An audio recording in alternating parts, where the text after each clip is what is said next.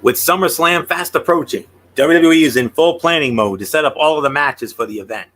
One feud in particular that was advanced this week was Brock Lesnar versus Cody Rhodes. Tag team action was also a major focus last night. The women's tag titles were on the line when Liv Morgan and Raquel Rodriguez put the titles on the line against Sonya Deville and Chelsea Green. And Alpha Academy took on the Viking Raiders in a Viking Rules match. We also saw Matt Riddle finally get a chance to face Gunther without Ludwig Kaiser and Giovanni Vinci at ringside. Let's take a look at what happened during last night's episode of Raw, for this is Ridiculously Raw. Welcome, everybody, to Ridiculously Raw, the most must-see show on YouTube and streaming.com today. I am your host, Anthony Florio, joined as always by the Phenom, Michael Bullock. It's not often we say this, but we are actually awaiting the presence of good old MF Michael Fletcher. If he comes in, we'll catch him up on what he missed. If not, then we hope to have him back with us tomorrow night for Wednesday Night Madness. But let's not waste any more time. Let's dive right on in Monday Night Raw. But before we do that, actually, we were supposed to have the show last night. Commitments and other things beyond our control came up, and that's why we couldn't do the show last night.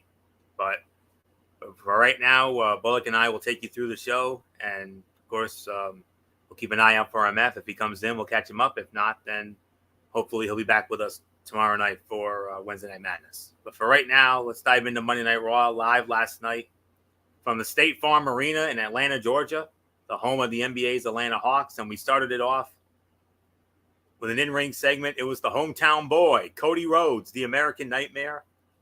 He came out. All right, we got MF. All right, no worries, MF. We just started. So, all right. So last night, we started off Raw last night with the hometown boy of Atlanta, Georgia, the American Nightmare, Cody Rhodes. He came out. He cut a promo, and he was talking about Brock Lesnar and the whole nine, and then he just but then he left, but before he left, he said hello to his fan. He had some moments with his family at ringside. I believe his sister was there, his brother-in-law, and of course his mother. And you notice he got emotional about that, as would any of us if it was any of us, especially me. But another story. But nonetheless, Cody talked about his mother, and his mother was right there, Mother Michelle, at ringside, and they had a nice little moment. And then here comes the pain, Brock Lesnar, but it turned out to be a mind game. And then the music came back up, and then Cody fell into Brock Lesnar's trap. Brock Lesnar was waiting for him in the backstage area, and Brock Lesnar absolutely went to town on Cody Rhodes, beat the ever-loving what out of him. F5, Kimura, damaged that arm. Big time damage to the arm, and chair shots. But the big thing about it is, after 2 long weeks of waiting, we finally had our first match officially made for SummerSlam. And it is Cody Rhodes versus Brock Lesnar. Brock Lesnar accepted the challenge. So, okay. With Cody being so over in his home state of Georgia, it was a smart move to start the show with this. It put a lot of heat on Brock Lesnar and helped keep their feud going effectively. And you can tell that Cody's mother has been around the business for decades, because watching her son get beat up barely fazed her. So, I'll tell you what, very strong segment, major heat on Brock Lesnar, and now we have our first official match set for SummerSlam. Cody Rhodes versus Brock Lesnar, the rubber match. Cody winning at Backlash in Puerto Rico. Brock Lesnar winning at Night of Champions in Saudi Arabia. And now here is the rubber match, gentlemen. So there isn't much more to say about it. I mean, MF, come on in. I mean, we've seen a lot of beatdowns in our day. Did you ever see Cody take a beating like what we saw last night? No, this was actually well done. I didn't know if this was a teaser or anything, or there was a mistake, but you notice at the beginning, Brock Lesnar's music hit, then it stopped, then it reignited again, and then that led to the brawl. So I think the beginning part of it was a little awkward. I don't know if that was actually scripted for that to happen or not. But after that, I thought it was a beautiful beatdown. It was really well done. Brock looks like the absolute monster that he is. Cody, a sympathetic figure, and then everybody started worrying. Oh my God, did Cody re-injure his arm? We don't know. That Kimura lock was locked in pretty damn good a couple of times, so we don't know if Cody re-injured that very same arm that's been bothering him, but they did lay it out. So yeah, it was a good thing to do. Good heat to start, and the crowd was red hot. So nothing more to say. Michael Bullock, it's yours.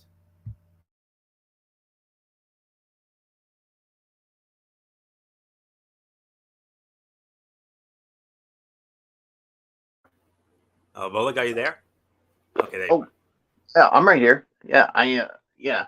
I mean, what can you say? I mean, yeah, the hometown boy getting the rub here, and yeah, having his family there talking about it, and of course,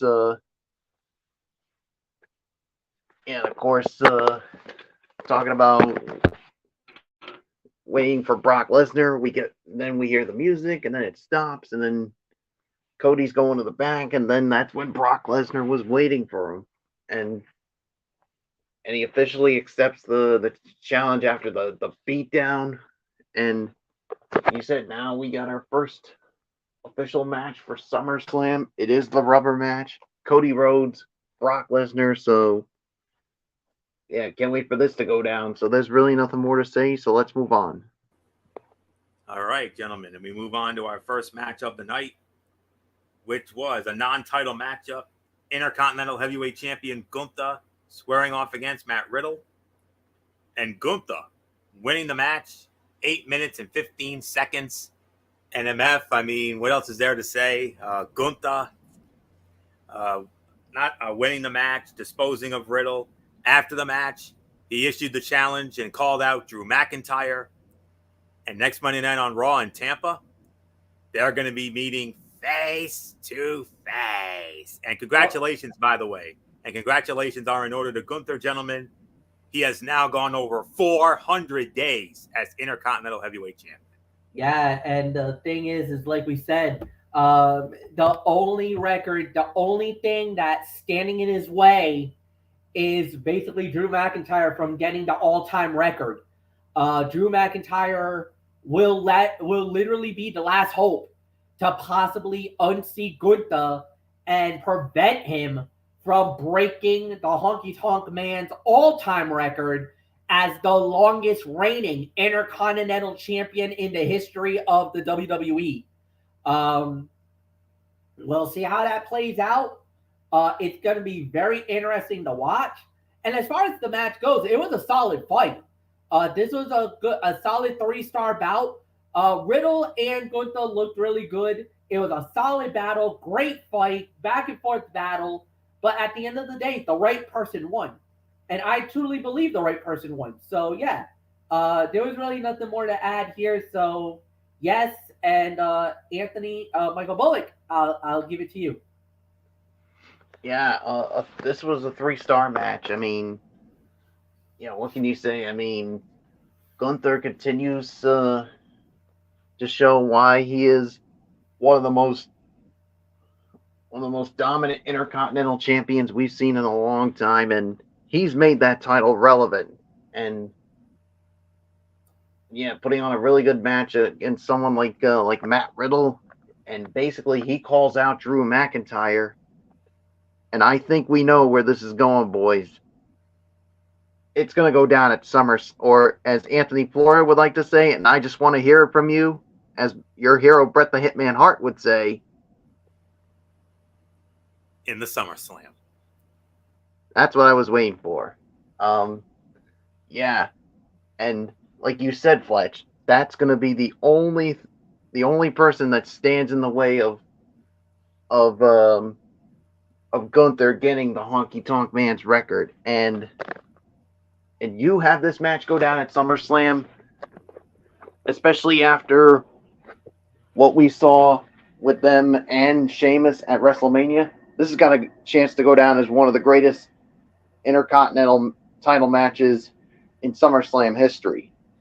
I mean, the other ones I can remember, obviously, Bret the Hitman Hart and Mr. Perfect from SummerSlam '91. Of course, to me, I gotta say, to me, the greatest Intercontinental title match in SummerSlam history, 1992, Wembley Stadium, British Bulldog, Bret the Hitman Hart. I mean, that was an instant classic.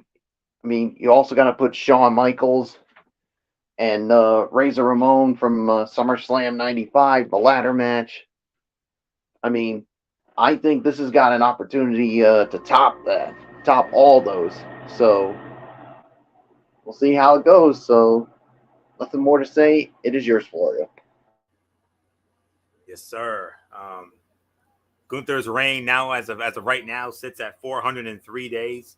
When we get to the SummerSlam, he will surpass Macho Man Randy Savage and his as the number 2 reign. He's currently at the third longest reign right now. Macho had it at 414, and then Honky, I believe it was at 454. So Gunther's got to get by SummerSlam. He does that, no question about it. He's breaking that record. So so a lot on the line in that match. But as far as this match is concerned, this was a good, a solid 3-star match. I agree with MF's sentiment here. Hard-hitting match that showed off the differences and similarities of both men. Crowd was heavily invested and treated the ring general like the villain he is.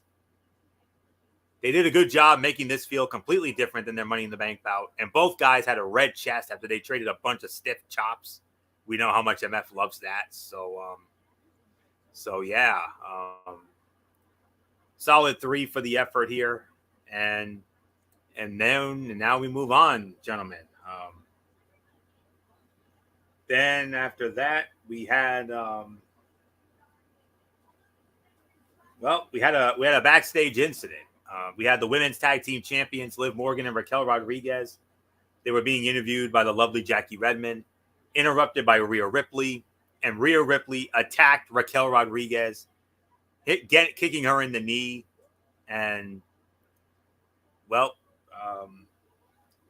before we got to that, there was an in-ring segment with the Judgment Day. They came out, cut a promo. Finn Balor called out Seth freaking Rollins, and then the Judgment Day were interrupted by the undisputed tag team champions Sami Zayn and Kevin Owens. And what else is there to say on this?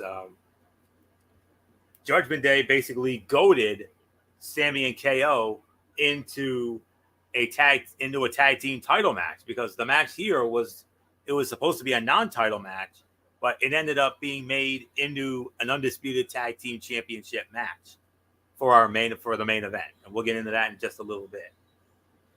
But right now we then move. Basic segment there. So we move on.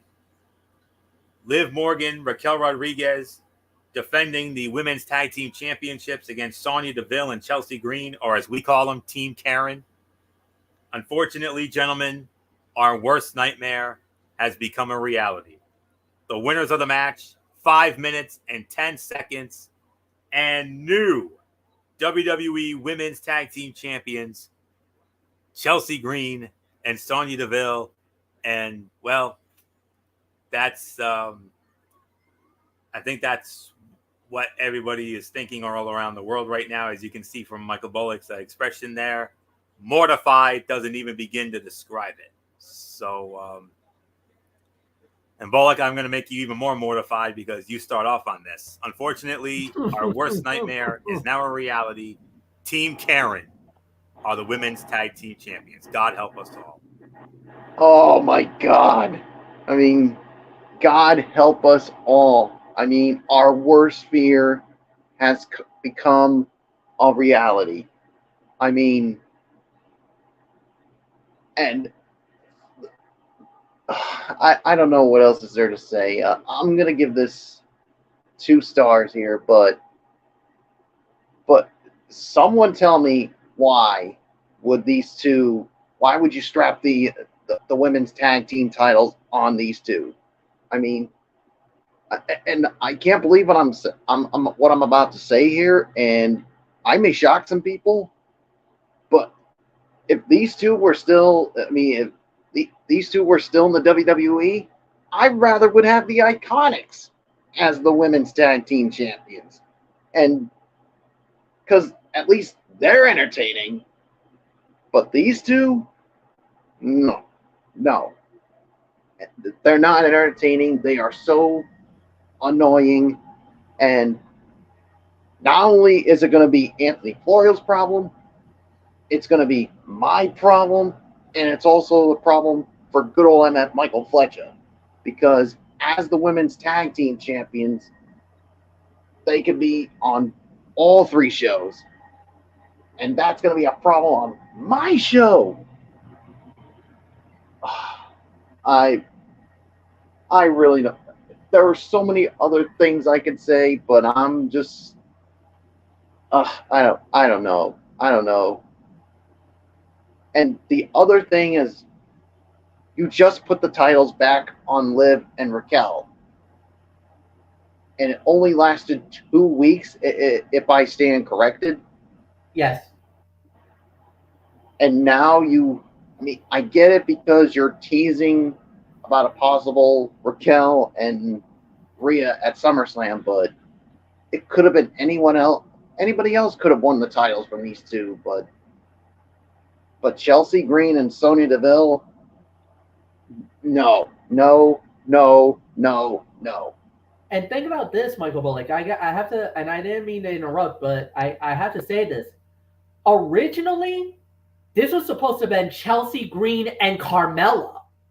Remember, Chelsea Green and Carmella was the team. The reason why Carmella is out is because she's pregnant. Everybody knows she's expecting her first child with Corey Graves. So, and she won't be having the baby until, I believe I heard, possibly November, December. So she would not be back in time till at least WrestleMania.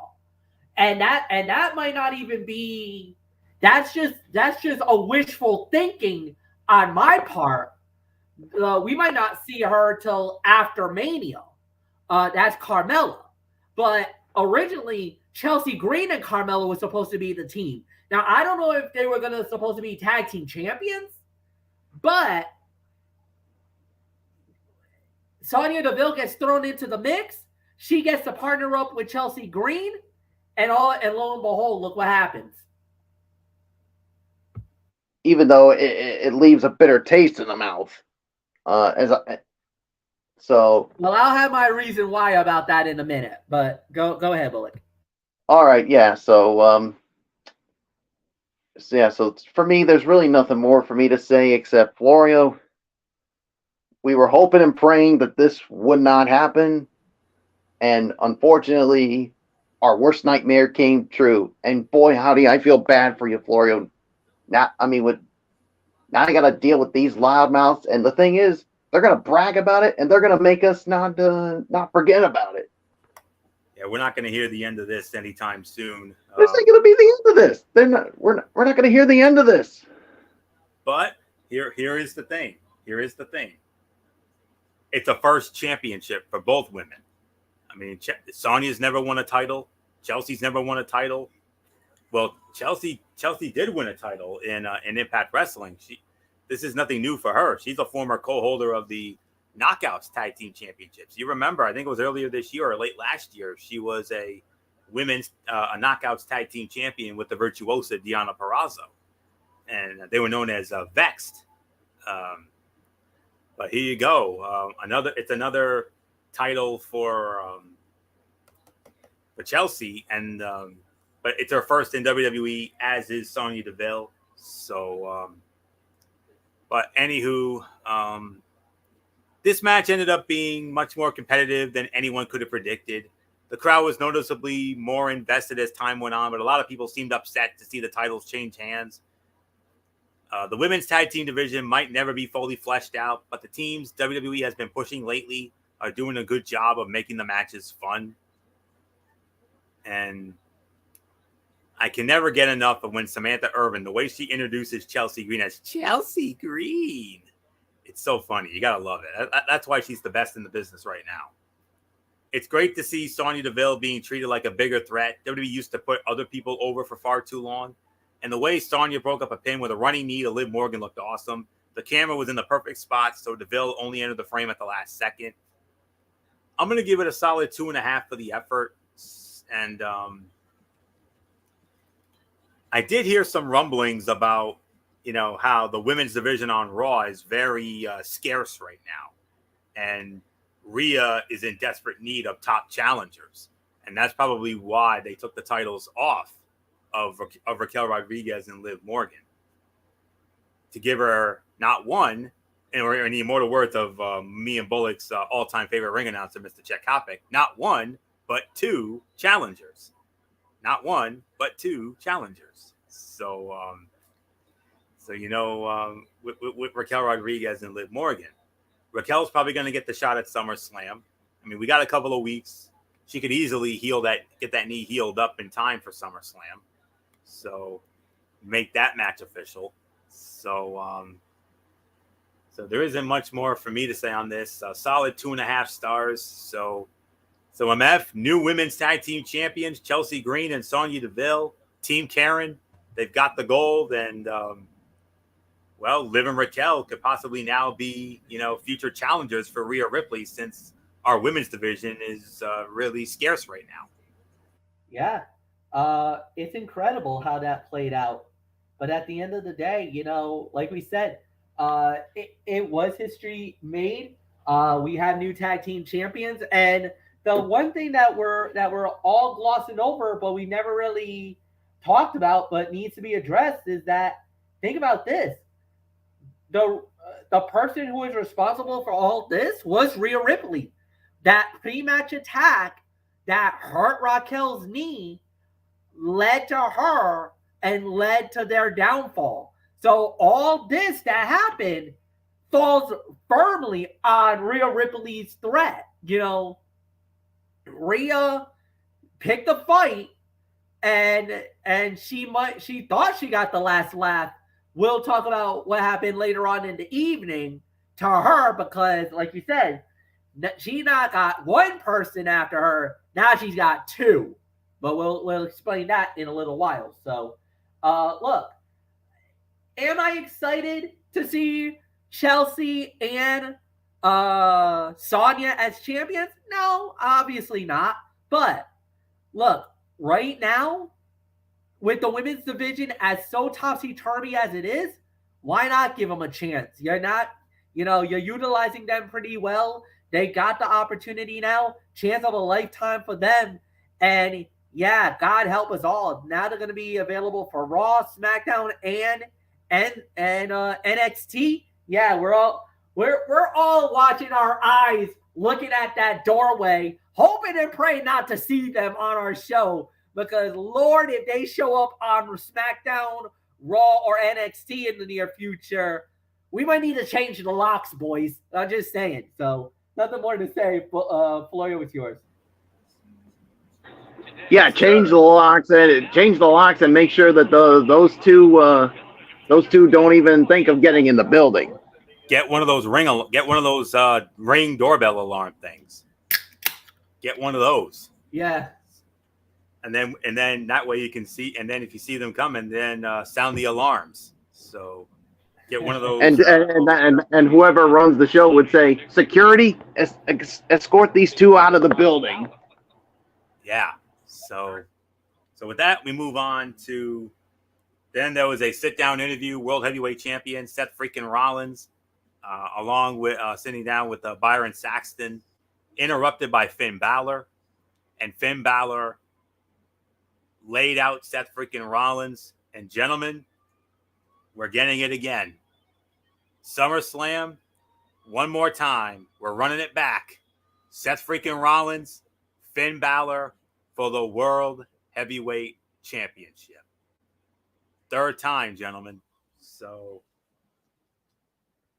well, we'll have to wait and find out how that goes. But second time at SummerSlam. Yeah, SummerSlam, guys. It's going to happen. Seth freaking Rollins, Finn Balor, we're running it back, gentlemen. So there you go. That's another main event right there. So with all that, we move on to a Viking rules match.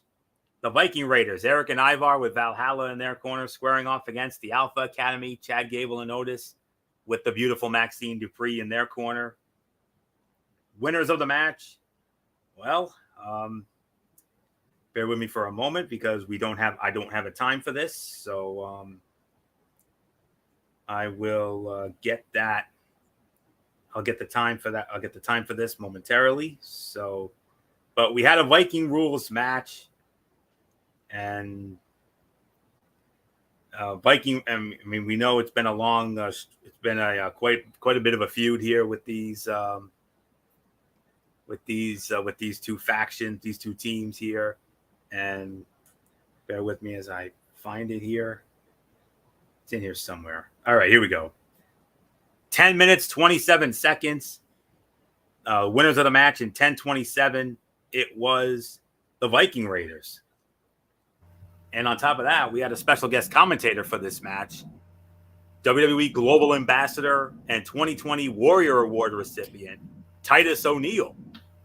Titus O'Neil sat in with Kevin Patrick and Corey Graves during this match. I'll tell you what, there were very few rules, so this match was mayhem from start to finish. The props and the wooden shit might have been a bit much, but all four men in the ring made sure this was taken as seriously as possible. Otis put on an impressive performance, but a double powerbomb from both Vikings was finally enough to put him away. This was a lot of fun and a perfect encapsulation of what makes WWE unique compared to other promotions. When Maxine was posing in front of the ship, she kind of looked like a figurehead. Great to Titus O'Neil on commentary. He was having fun just like he did when he was working WrestleMania. The way Eric slammed Ivar into Otis from the ship to the floor was a good spot. And Otis catching Ivar in midair for a slam was incredibly impressive. Made Titus O'Neil lose his mind. Very good match here. Sleeper fight of the night. 3.25 to 3.5 stars. Very good match to say the very least. And well, there isn't much more for me to say on this except MF. Viking Raiders defeat the Alpha Academy. 10 minutes, 27 seconds.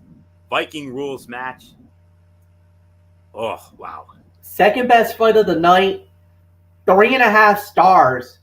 And this was better than what it was supposed to be.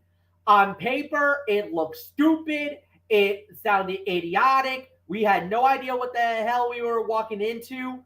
And what we witnessed, gentlemen, was damn near next to amazing and almost perfection. I mean, you didn't even talk about the best spot of the match. Master Gable. What the hell were you thinking? Thank you for what you did. That was absolutely freaking amazing. That basically Thank you. I mean, that move into that back suplex. Oh my! Like even Titus O'Neil freaked out over that. I would have been like that the same way through. That was amazing power of feet, a powerful feat by Master Gable. I was like, you gotta be freaking kidding me.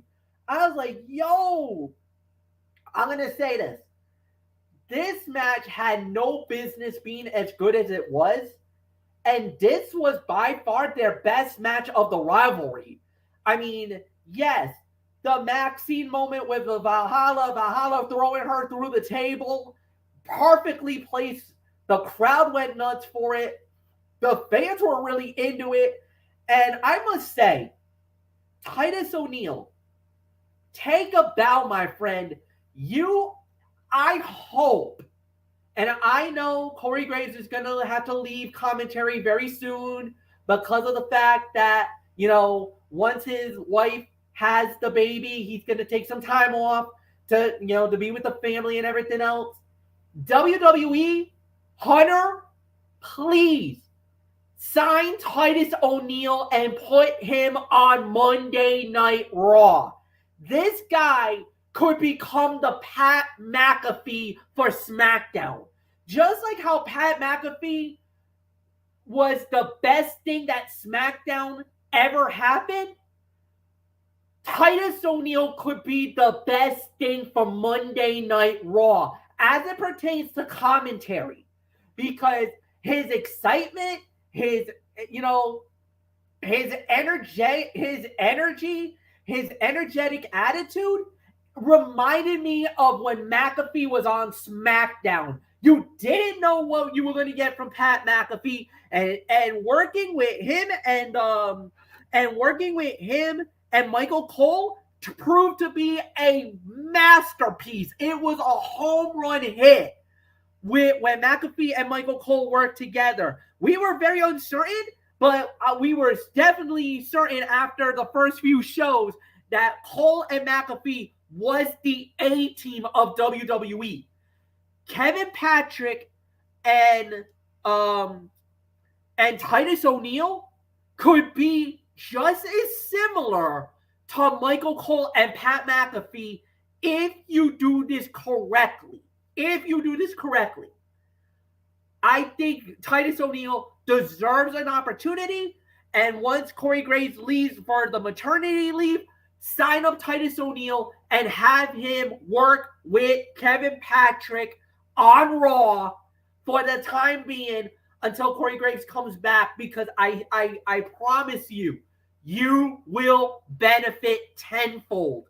That's all I'm going to say. Michael Bullock, it's yours.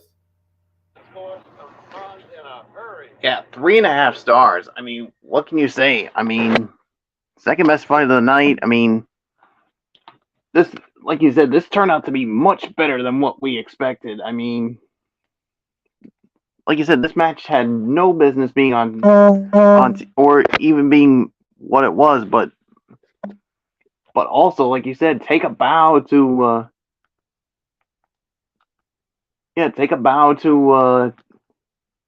Titus O'Neil. I mean, I definitely enjoyed it with this commentary, and I hope he does be part of Monday Night Raw when Corey Graves' time to be with his wife. So we'll see what happens with that. But yeah, take a bow to both teams here. I definitely enjoyed it. So nothing more to say. It is yours, Florio. Yeah, let's not forget how great Titus O'Neil was on commentary during WrestleMania as well, during that men's WrestleMania showcase match on Saturday, and then WrestleMania Sunday during that Intercontinental match with Gunther, Drew McIntyre, and Sheamus. So, and then last night. So, not sure what else there is to say, except let's move on. Of course, we had a cutout here. Shayna Baszler versus Nikki Cross. Shayna Baszler wins the match 22 seconds. Yeah, we're not going to waste time on that. But Ronda Rousey showed up. And, gentlemen, we have another match for SummerSlam. Ronda Rousey versus Shayna Baszler. So that's now been added to the SummerSlam card. So that was an absolute dud. And then from there, we had Miz TV. And Miz TV, the special guest, was the man, Becky Lynch, interrupted by Trish Stratus and Zoe Stark. And what happened here was, Becky tried to go Trish into a match, and Trish said, okay, you can have your match. I'll fight you, but you have to beat Zoe Stark. And that match will take place next Monday night on Raw in Tampa. Becky beats Zoe, then Becky gets another shot at Trish. And don't be surprised, gentlemen, if Becky wins that match. And then we get Becky and Trish one more time. We run that back at SummerSlam as well. So we'll see what happens with that. So then we had Bronson Reed squaring off against Shinsuke Nakamura. Bronson Reed wins the match. via disqualification, 7.5 minutes, because of Tommaso Ciampa interfering. Because remember, it was Bronson Reed who cost Tommaso Ciampa that no disqualification match against The Miz the week before. So, and based on the frustration that Nakamura's been showing, could we be on the verge of a Shinsuke heel turn here? I mean, I think it's very possible for that. So, MF, your thoughts? 7.5 minutes. Bronson Reed via disqualification. Ciampa interfered. Shinsuke starting to show signs of a heel turn here. But the thing is that Shinsuke is right. He has every right to be angry right now because there has been a lot of people getting in his way. There has been people getting involved in his matches that should have no business being involved in. So if you're Nakamura, you're feeling like you're getting slighted here, and quite frankly, he has every right to be as angry as he is right now because of all the matches and all the interference that has been going on. It's just it gets to a point where it's gonna boil over, and Nakamura is on the verge of snapping, and I don't have any problem with it. So yeah, so far it was a good match. I didn't like that they got Ciampa in, but it did serve its purpose because with everything going on. So I mean, we'll have to wait and see how it plays out. But if you want my honest opinion, I'll give this about 2.5 stars. I thought it was good. So Bullock is yours. Yeah, 2.5 stars for me as well. I mean, I agree with everything Shinsuke said. I mean, everybody's been liking his way, and yeah, I mean, maybe a heel turn could do something for him, but we'll see. We'll wait and see what happens. So, it's yours, Florio. Yeah, 2.5 for me as well. The longer the match went, the more it seemed to favor Bronson Reed, which is the exact opposite of what you would expect just from looking at him. The match was decent, but the finish makes it all feel like it was just filler. Nakamura has 2 speeds to his kick. Sometimes he is just trying to make it look good, and other times he is trying to make it hurt. And adding Big to Bronson Reed's name, Big Bronson Reed, definitely a Vince McMahon decision. No doubt about that. So that's a McMagma call there. So, but anyways, 2.5 for this. So not much more to say on that. Announced for next Monday night's Raw, which will be live from the Amalie Arena in Tampa, Florida, the home of the Tampa Bay Lightning.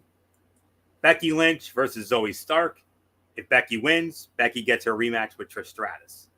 Drew McIntyre and Gunther will meet face to face.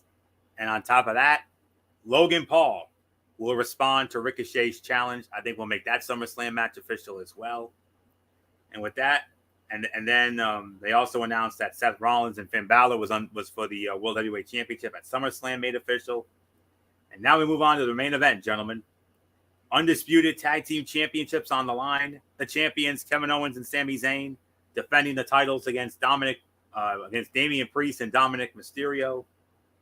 Winners of the match in 15.5 minutes. That's 15 minutes and 30 seconds.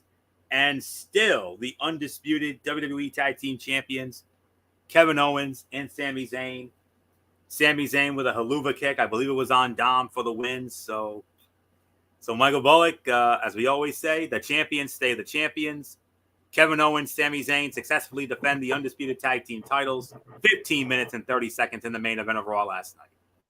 Yeah, this was the fight of the night. I'll give this 3 3/4 of a star. I mean, I can't give it the 4 because, I mean, you did have some stuff going on, obviously, with the Judgment Day, but the thing was, you also had Liv Morgan, who came out and basically attacked Rhea Ripley, basically getting some payback for Rhea being the reason why Liv and Raquel are no longer the tag team champions. And you also had Seth freaking Rollins coming out and getting his payback on Finn Balor. So you had complete and utter craziness during this match. So, but in the end, the champions stayed the champions. So Nothing more to say. It is yours, Florio. I'm going to give it the 4 stars. This was the fight of the night. The match was good, but it feels like a match we have already seen multiple times.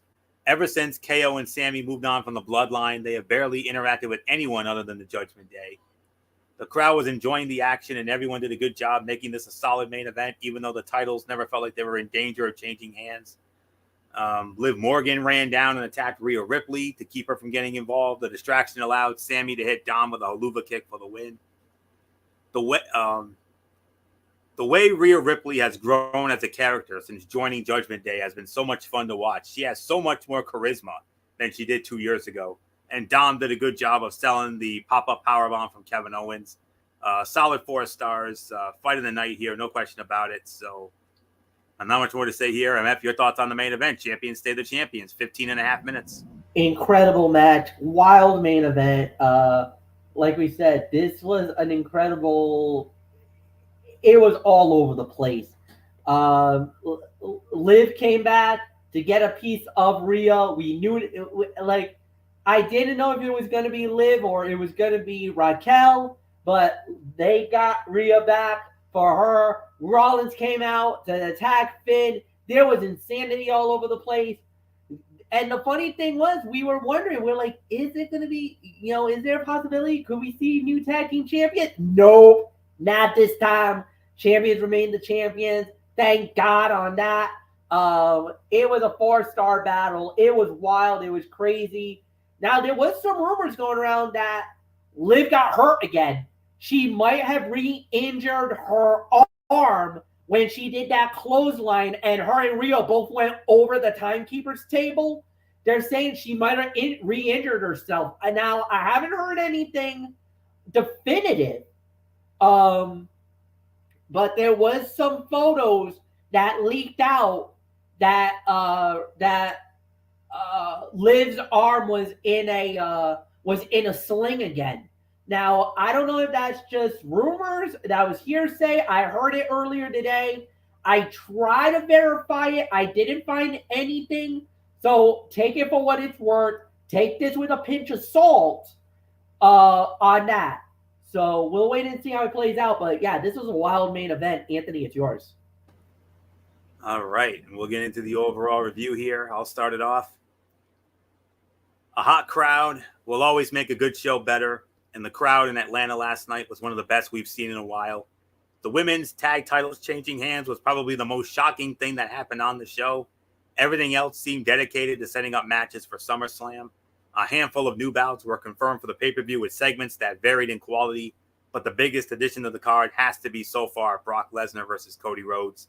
Alpha Academy and the Viking Raiders definitely had the best, from an entertainment standpoint, had the best performance of the night, but Gunther and Riddle definitely gave the crowd a good fight too. All in all, strong week for the Red brand.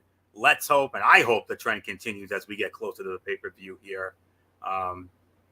I would give this in excess of somewhere between 7.5 to 8 for me. So not much more to say here. MF, your thoughts on last night's Raw from your beloved ATL? Yeah, 8 stars for me. Thought it was a very good show. Crowd was hot. There was some pretty good matches. That Viking match that had no business of being anything good was amazing. The women's tag team title fight was actually good because of the shocking outcome of the crowning of the new champions. And the main event absolutely was amazing. So there was really nothing more to say there. Michael Bullock, I'll give it to you. Yeah, it's an 8 for me as well. I mean, this was a good show here. I mean, yeah, there were some things that could have been better, but all in all, not that much to complain about. So, with that being said, it's yours, Florio. All right, we're going to get into a very special Tony's Take here, as I am about to dive into the one of the biggest events of the Impact Wrestling calendar on pay-per-view, Slammiversary, that went down last Saturday night. from the St. Clair College in Windsor, Ontario, Canada, on pay-per-view, or as we call it, traditional pay-per-view. And traditional pay-per-view was also on Fight TV, among other things. We had 2 pre-show matches. We had a 6-person tag team match. Giselle Shaw, Jay Vidal, and Savannah Evans went up against Jody Threat and the Death Dolls. And it was Jody Threat and the Death Dolls winning the match in 5 minutes and 34 seconds. And then the other pre-show match for the Digital Media Championship, the champion Joe Henry defending the title against Kenny King. Winner of the match, 6 minutes and 9 seconds, and new Impact Wrestling Digital Media Champion Kenny King wins the title. And with that, we move on to the main card. Started it off with an Ultimate X match for a future X Division title matchup. Kushida versus Alan Angels versus Jake Something versus the returning Jake Something, along with Jonathan Gresham, Kevin Knight, and Speedball Mike Bailey. Winner of the match in 11 minutes and 13 seconds. Kushida wins Ultimate X. 3 1/4 for this. Not one of the better Ultimate X matches. It was more about stopping Jake Something, who didn't really go for the win anyway. Kushida getting the win is more than fine, as more Kushida is always a good thing. But these matches are all about the stunts and the drama, with the latter not really being around this time. Then we had the Knockouts Tag Team Championships on the line. The champions, the Coven, Taylor Wilde and Kylan King, defending against Masha Slamovich and Killer Kelly. Winners of the match, 9 minutes and 2 seconds. And new Impact Wrestling Knockouts Tag Team Champions, Masha Slamovich and Killer Kelly win the titles. 3 stars. It got better near the end, and while there still isn't much of a division to be seen, it's nice to see a pair of actual teams for a change. The Coven has been quite the addition to the division, and Kelly and Slamovich could do well too. It helps that they feel like teams rather than 2 women being randomly thrown together. So this felt like an important title match. If nothing else, Masha Slamovich finally winning a title. Something nice to see, as she felt like the next big thing in the regular Knockouts division, the singles division. So solid 3 for this. Then we had Bully Ray and Diener squaring off against Scott D'Amore. It was supposed to be PCO, but PCO got taken out.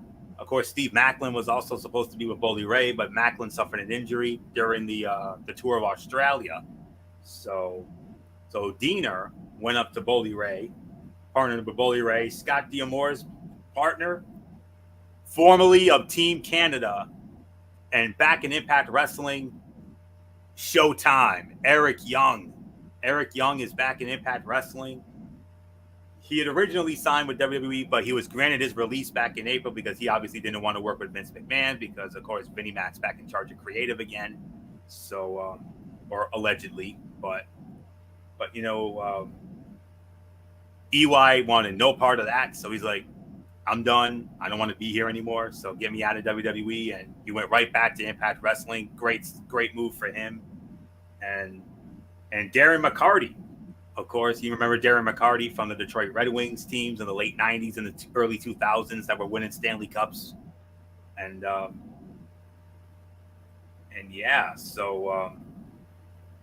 winners of the match, 11 minutes and 49 seconds. It was Scott D'Amore and Eric Young. 3 1/4, teetering on 3 1/2. This was a goofy match, and that's what it needed to be. There were multiple changes to the match, and while Bully got beaten up, it felt like it let the door open for a D'Amore versus Ray showdown later on. For now, though, it was nice to have EY back. At least he gets to be around here rather than waiting for his WWE return. X Division Championship on the line. The champion, Chris Sabin, defending against Lio Rush. Winner of the match in 1 minute and 18 seconds. I'm not kidding you. 1 minute, 18 seconds. And new X Division champion, Lio Rush. You have to assume Chris Sabin is injured or something, as that was a very odd way to go otherwise. Yeah. No rating. I mean, I can't really put a rating on that. So. And I don't blame you for saying no rating on it. I know a lot of people on the internet was wondering what happened. Some people are wondering, was there a legit injury? We haven't heard anything from Impact Wrestling, though, for that. So yeah, that was a legit head scratcher more than anything else. So Yep, but nonetheless, the man of the hour is now X Division champion. So and deservingly so. I can't wait to see what Leo Rush brings to the table now as champion. all right. Speaking of titles, next match, Fatal 4-Way for the World Tag Team Championships. The champions, ABC, Ace Austin and Chris Bay, defending against Subculture, which is Mark Andrews and Flash Morgan Webster, Rich Swann and Sami Callihan, Moose and Brian Myers. Winners of the match, 10 minutes and 35 seconds, and new, that's a theme here, and new Impact World Tag Team Champions. MF, I believe you had this one. Subculture wins the titles. So, 3 1/4, 3 1/2. A few weeks ago, Subculture's match against the Motor City Machine Guns seemed to be enough to get them a job, and that seems to be the case. If nothing else, it got them the titles here in an entertaining match. Much like the Ultimate X match, there was only so much to be seen here with so many people flying around. But what we got was a lot of fun, and there you go, MF. History made, new champions, unprecedented crowning. And I don't. And the funny thing is, I don't follow Impact Wrestling. I don't. I'm not a diehard fan. I haven't been following it for the last few years. I've seen bits and pieces of it, thanks to social media, TikTok, whatnot. They've been promoting it a lot more because I don't have access TV. I don't. I don't. Well documented. Well documented. I don't have access TV, so I'm a little bit out of the loop. Well, I thought I was out of the loop. I guess I wasn't because my goodness, and you remember, Anthony, you were talking about this as a preview last week, and I'm like, you know what? I'm gonna take a chance here. I'm gonna call for new champions. This Subculture crew. I don't know, something's here. I think something magical is about to happen. That was a wink and a prayer. That was a Hail Mary I just threw up there. Just hoping that somebody comes down with it, and sure enough, they walk away with the belt. I was like, you got to be kidding me. Florio's going to be like, how did you do it? How? Of all the teams, you picked that one to win it, and they did? How? Did you know something I didn't? Lucky guess. That's all I can say. Lucky guess. That's all it is. I have no idea. I still don't even believe how I pulled that off. Yeah, you did, man. You did. And Mark Andrews and Flash Morgan Webster with Danny Luna in their corner. They are the brand new Impact Wrestling World Tag Team Champions. So be interesting to see what happens with that. And ABC will be demanding a return match down the road. You can bet on that. Oh yeah, no doubt. Frankie Kazarian squaring off against Eddie Edwards. Of course, Eddie Edwards had his wife, Alicia Edwards, in his corner. And Frankie Kazarian, here comes another old favorite, the original Knockout, Tracy Brooks. As you know, they're married in real life. And Tracy Brooks was in Frankie Kazarian's corner for this matchup, obviously to counteract Alicia Edwards. So, and there was a cat fight. Let's be realistic. A cat fight broke out. We saw it. Oh yes, there most certainly was. Winner of the match, 17 minutes and 43 seconds. Eddie Edwards. Eddie Edwards wins the match. So up to that point, that was the fight of the night. This was a good 4 to 4 1/4 stars. I'm not sure there was a way for these two to have an actual bad match. I mean, so giving them this much time on a big stage was a near guaranteed success. May not have been some epic showdown, but it was a solid back and forth match between two talented stars. You can run a match like this anytime, and it will work, as it did here. Knockouts championship on the line. The champion, the virtuosa Deonna Purrazzo, defending the title against Trinity. Winner of the match, 14 minutes and 26 seconds. And new Impact Wrestling Knockouts champion, it is Trinity. No surprise. We had a feeling this was going to happen. And 3.5 stars. Good match, yes. But I got to be honest, I'm not sure what it was, but I felt like something was missing there because it didn't quite get to that next level. But Trinity is crazy. We all know this. Trinity is crazy athletic. and feels like a star, but the match felt like a pretty firm downgrade from the usual great knockout stuff. She did win in a good match here, and it makes most sense to go with her early on. So well done here, even if it could have been better. And then the main event of the evening, Impact Wrestling World Heavyweight Championship on the line. The champion, Alex Shelley, defending against challenger and former champion in his own right, the national treasure, Nick Aldis. And the winner of the match, 16 minutes and 33 seconds, and still the Impact Wrestling World Heavyweight Champion, Alex Shelley. Another 4.25 star match. It was another rather good match, but I don't know if it was going to draw in that much interest. Shelley retaining was a very cool moment, but he doesn't quite feel like the top star. The same is true for Aldis, who has made a career out of having the tools without making fans care all that much. The wrestling was fine, and Shelley using Aldis's cheating against him was good, but I never really got pulled into it. Now, you think that's the end of the show, but wait, there's more. He's back. Guess who's back again, my friends? The former Impact Wrestling World Heavyweight Champion, the longest Impact Wrestling World Heavyweight Champion in history, the walking weapon, Josh Alexander. He's back. Oh, Alex Shelley. It's been a long time since we've seen Josh Alexander. We all remember the day that he was forced to relinquish the title, and you remember his son running in, grabbing the belt, not wanting to give up the championship belt. It was a true and raw, honest moment.